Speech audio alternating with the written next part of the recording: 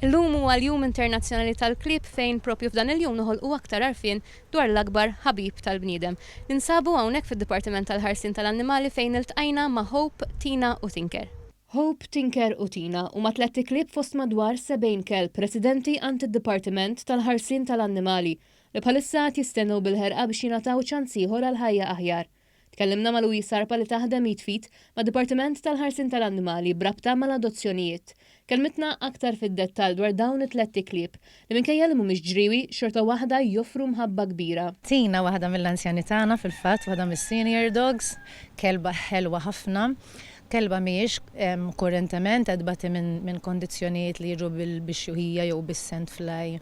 Healthy, tħobb tom, tħobb tilab, lanqas tajt li din il-kelba għandha 13 sena. Tinker huwa Fox Terrier li n-nies jaqtaw qalbhom ġeneralment mill-Fox Terriers għax jaħsbuhom li tant huma attivi li tajbin biss għall-eliqi, imma Tinker huwa ta' enerġija medja u tajb ħafna l-familja u aħna ċerti li kiber ma' familja għax il-mod kif iġibruħu magħna u mallem u bravu u sitt u feċ kollox jilab bil-balun jodu salih. Louise qalet kif minkejja dak li għaddu minnu dawn il-klieb xorta jibqgħu iħobbu lill-bniedem.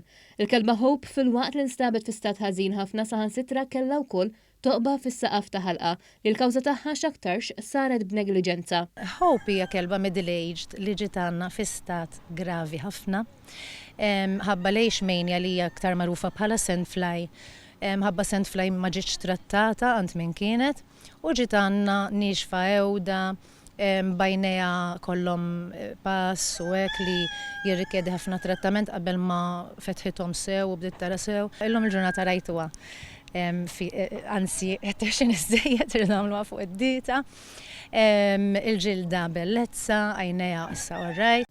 Spjegat kif kull kelb u kapaċi joffri l-imħabba u jservi ta' kumpanija għal dak li jkun. U importanti ħafna biex meta wieħed ikun se jadotta kelb iżomm qalbu miftuħa għal klieb li ma jkunux ġriewi. Dawn huma klieb li adattaw ħafna ma' familji li l-stil ta' ħajja tagħhom u l-familja tagħhom jintegra iktar kelb imdaħħal fi żmien milli xi ġeru li jrid jirċievi training mill-bidu, jkun iktar attiv, jew forsi xi ħadd jinnaf koppja rtirata li ġeru huwa wisq attiv għalihom u jadottaw senior dog. Fer l-appell tiegħi huwa tibżawx minnhom. Aħna ħanajdulkom fuq il-karattru tagħhom, fuq il-kondizzjonijiet jekk ikollhom u x'inhi l-kura tagħhom u għandna klieb fer laqas biss iridu jiġu trattati li huma mdaħlin fi żmien l-istess is-santwarji. Aktar minn hekk Louise spjegatilna li hemm bżonn li titneħħa l-istigma fuq klieb ta' ċertu razzett hekk kif kull kelb hu differenti u huwa bl-istorja tiegħu. Tenni dwar l-importanza ta' meta persuna tadotta kelb fejn wieħed għandu jagħti ċans lill-istess kelb biex jidra l-ambjent u jaraf li l-istorja tiegħu mhux se tispiċċa kif bdiet.